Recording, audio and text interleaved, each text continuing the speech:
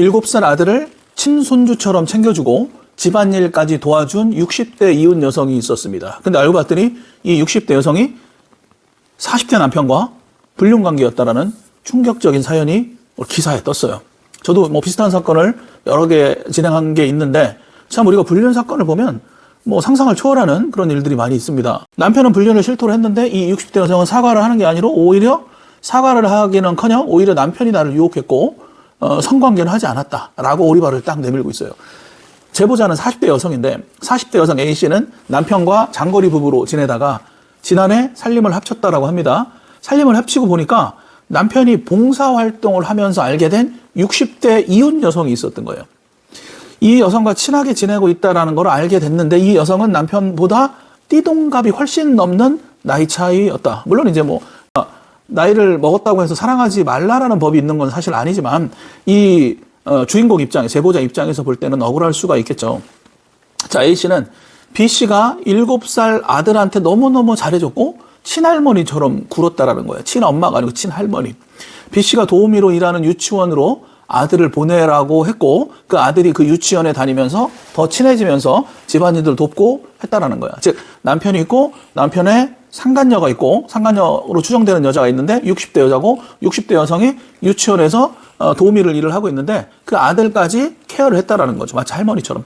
그러던 중에 어디에서 발각이 되냐면 A씨가 집에서 빨래를 개고 있다가 B씨가 남편의 속옷을 들고 멍하니 보고 있는 장면을 목격합니다. 즉 60대 여성이 왜 자기 남편 속옷을 개다가 멍하니 쳐다보고 있냐는 거죠. 이상하게 여겼습니다. 그래서 이제 추궁을 했겠죠. 그러니까 할머니라니까 뭐 이러면서 그냥 대수롭지 않게 넘겼다라는 거예요.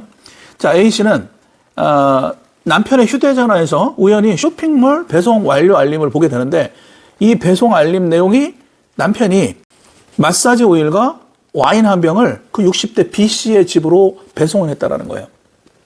띠동갑 이상으로 나이를 먹은 자기 아들에게 할머니처럼 잘해주는 아들이 유치원에 다니고 있는데 그 유치원에 도우미로 일하고 있는 마사지 오일과 와인을 보냈다. 자, 이에 대해 B씨는 다른 사람한테 선물해 주려고 한 건데 주문하는 방법을 몰라서 이거를 좀 나한테 주문 좀 해줘라고 한 것이다라고 이제 해명을 합니다.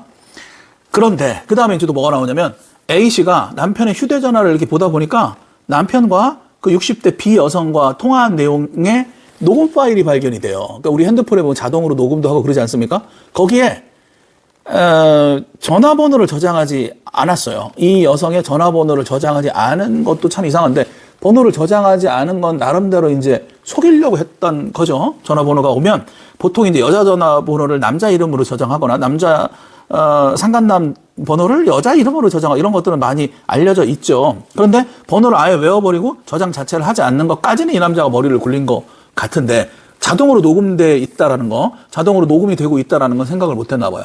결국 이 남편 휴대전화를 뒤져 보니까 저장 안 된 번호로 녹음된 통화 파일이 수십 개가 있었는데 그 녹음 내용이 자기가 보고 싶어, 사랑해, 집에 가지 마, 우리 집으로 와, 이런 내용이 있었다는 거예요. 60대 B 여성의 목소리가 녹음이 돼 있었다는 거예요. 뭐 물론 이제 서로 이야기를 하는 통화 녹음된 내용에 이런 게 등장한다라는 거예요. 결국 남편은 내가 당신하고 떨어지면서 너무 외로웠고 그래서 내가 실수를 했어. 실수했다라고 어떤 B씨와의 불륜을 인정했습니다. 그럼 인정했다라는 것도 사실은 증거가 되거든요. 그러면 정말로 아이의 할머니와 같은 역할을 하고 뭐 이런 거를 인정했다라기보다도 내 콘텍스트 자체가 같이 잤다는 얘기죠. 마사지 오일도 선물로 보내고 사랑해, 보고 싶어, 집에 가지 마, 우리 집으로 와, 자기야 보고 싶어, 이런 내용들이 녹취에 들어있고 빼박 증거들 아니겠습니까? 그리고 진술을 했고, 그런데 중요한 건 이 B 여자의 반응이에요. 사과를 안 해. 당신 남편이 애 아빠가 그렇게 말했어? 그래, 그럼 그게 다야 라고 뻔뻔하게 얘기를 하고 이어서 남편이 유혹을 한 거야. 네 남편이 유혹을 했는데 내가 받아주지 않았고 우리는 성관계는 하지 않았어 라는 얘기로 뻔뻔하게 이렇게 인정을 안 하고 있다는 거예요. A씨는 이 할머니가 유치원에서 내 아들도 돌봤다는 게 소름 끼친다라는 거죠. 그래서 남자랑 여자랑만 둘이 만난 게 아니고 자기 아이를 이 상간녀로 추정되는 여자가 뭐 케어했다라는 거. 물론 이제 할머니처럼 잘 케어했다라고는 알고 있지만 이 아내 입장에서는 소름이 돋을 일이겠죠. 그래서 유치원 가서 다 알렸겠죠. 이 여자 문제가 있는 여자다. 유치원에 연락해서 부도딱하다라고 얘기를 했는데 A 씨는 할머니 편에 선 사람들, 그쪽 사람들이겠죠. 유치원에서 근무하던 사람들이 단체로 증거 있으면 내놔봐. 증거 있으면 내놔봐. 불륜 증거를 내놔. 뭐 이러면서 네가 차라리 그냥 네가 와서 여기가 시끄러워졌으니까 당신이 동네를 다시 떠나. 이러면서 난동을 부렸다라는 거예요. 남편과 상간녀가 성관계한 확실한 녹음 증거를 갖고 있는데도 아무도 이 말을 믿지 않는다라는 얘기를 하는 거죠. 물론 이걸 이제 까서 들려주게 되면 뭐 법적으로 문제가 있으니까 변호사가 그렇게 하지 말라고 했던 것 같아요. 명예훼손이 될 수 있는 거고. 어쨌든 그런데 결국은 이혼 소송과 상간녀 소송을 진행하고 있다라고 하는데 최근에 B 씨가 유치원에서 당신 때문에 잘렸다. 그래서 경제활동이 끊겼다. 당신을 명예훼손으로 고소하겠다. 근데 둘이 만난 건 사실이니까 이 사실적시 명예훼손으로 실제로 고소를 했다라고 합니다. 자, 명예훼손 두 가지가 있죠. 허위 사실을 유포하는 명예훼손이 있고 사실적시 명예훼손이 있는데 둘 다 범죄를 구성합니다. 그래서 이런 것들을 네가 유치원에 알렸으니까 형사고소하겠다. 그래서 이 B 씨는 이를 키운 A 씨의 잘못이 크다며 당신이 변호사 비용까지 대라. 뭐 이런 식으로 대라. 이런 식으로 주장을 하고 있다라고 해요.